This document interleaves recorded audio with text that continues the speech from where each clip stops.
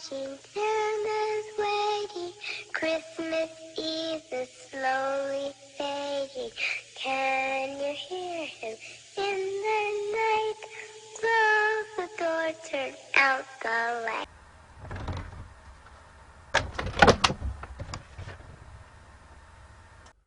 What up, peeps? Mr.Bones back at you, and it's day 9 of 12 days of AxE'Mas. And what we're talking about is 1987 Silent Night, Deadly Night 2. This is directed by Lee Harry, written by Michael Hickey and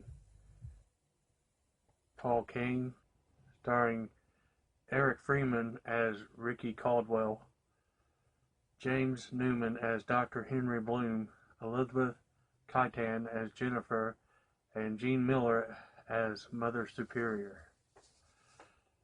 The now adult Ricky talks to a psychiatrist about how he became a murderer after his brother Billy died, which leads back to Mother Superior. Yeah, this movie is pretty much like a anthology of stories, sorta, but all about Ricky. And like the whole first half of the movie is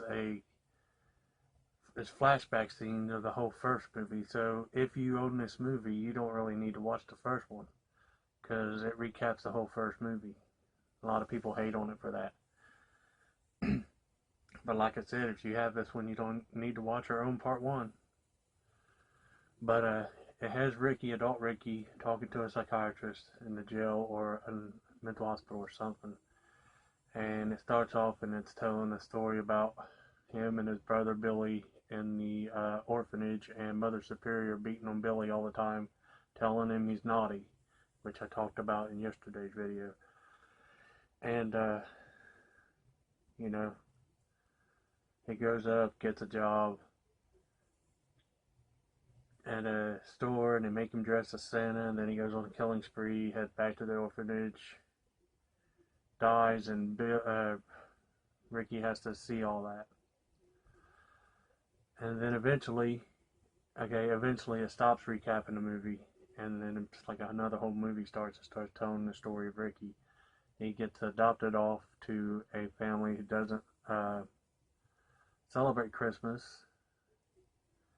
I don't know if they're Jewish or they just didn't, because the nuns told them about his backstory. So he had a decent young life. The show's back scenes of him with a puppy and playing in the backyard and at a barbecue and stuff. And then his father dies, his stepfather. And he just like flips his wig. He says he started taking long walks from home to get away from everybody. And he sees this guy in a field trying to rape a woman, and ends up taking the guy's Jeep and running forwards and backwards and forwards and backwards and forwards and backwards, and runs him over and kills him. The lady thanks him for it. And then later on he gets a job at a restaurant. It shows him talking about doing dishes and taking garbage out, and while he's back there he sees some big guy beating up on another guy, so he decides to go over and kill him. Shoves an umbrella through his gut and opens it. And then eventually he meets this girl Jennifer, played by Elizabeth Keitan. He tells the psychiatrist that it was the only person he ever cared about. They went on dates and stuff, went on a date to the movies, and this old boyfriend of hers shows up named Chip, who's running his mouth and aggravating her, and he shows up again later when they're walking down the street, and he's running his mouth and talking about breaking her in the back of his car and all that shit. So Ricky gets pissed and shoves him up against the hood and takes the battery charger and shoves it in his mouth and electrocutes him to death. And the girl flips out and says, "What are you doing? You killed him. And you're crazy. You're a psycho." She said something like that, which made him mad, and he said, "Punish." So then he grabs the antenna and chokes her to death. And then he just Oh, and then this cop shows up that looks like fucking Barney Fife from the Andy Griffith Show. Looks just like him skinny. Well, actually kind of looks like Ron Howard, who ironically plays Opie in the show, but he's dressed like Barney Fife with a hat that's too big for his head, tilted sideways, and tries to shoot Ricky, and Ricky takes the gun, turns it around, shoots him in the head, and now he has a gun. So he's running around shooting random people. He's shooting a guy that's taking out his garbage, which makes for the famous quote and scene that everybody loves, where he shoots him and says, "Garbage day." And he shoots someone that's coming up the road in a little red Escort or Chevette or something, and makes their car blow up. And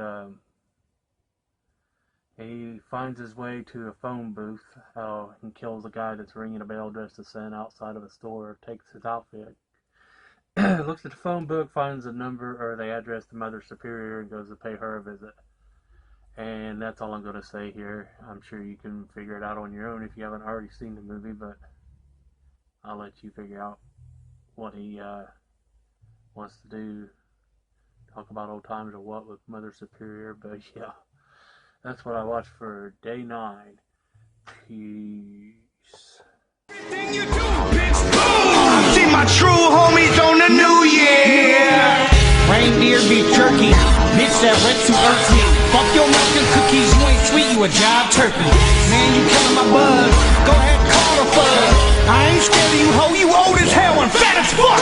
You better call Mrs. Claus, tell her to suck these balls. North Pole candy cane, peppermints in her jaw. Roast these fucking nuts in front of an open fire. I ain't get shit for Christmas, tell everyone that Santa's a liar. That's why I took his bag.